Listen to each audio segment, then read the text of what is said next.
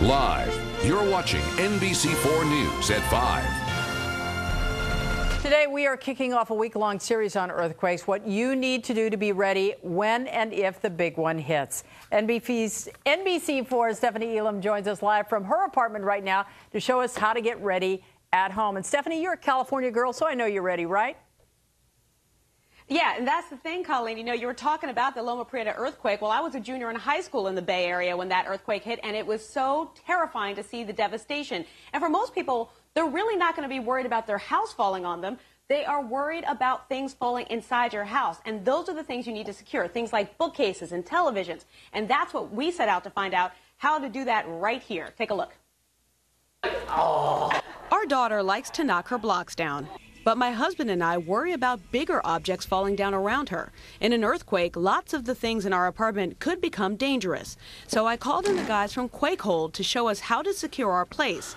Let's start in the kitchen. Turns out refrigerators can be a big danger. Why? Because refrigerators, they are heavy, so most people think they don't move, but they're on rollers and they act like a ping pong ball and go back and forth in your kitchen. The doors pop open, everything falls on the floor, now you have broken glass. So it's not so much a tipping issue that you're worried about. Refrigerators should get bolted to the studs in your wall, much like your bookcases. Bookcases and dressers, kids climb up on them, they fall over.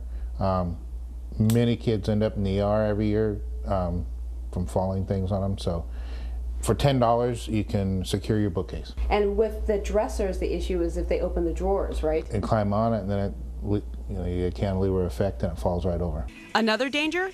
Televisions. So if there's a quake, they go flying. So you don't want a TV on top of you while you try to, get to your kids or duck, cover, and hold somewhere. So mount your TV to your wall or mount it to your cabinet. And you definitely don't want to lean anything against a wall, like we were doing with this big mirror. It's a problem because it's going to fall over and hit anybody sitting at your table, or if you have any small children walking by, they could hit it and fall over and hit them. And we get them up off the floor so they can't be knocked over, and we go into the studs, and then we use a wire attachment on the back and use we call them the amazing picture hook.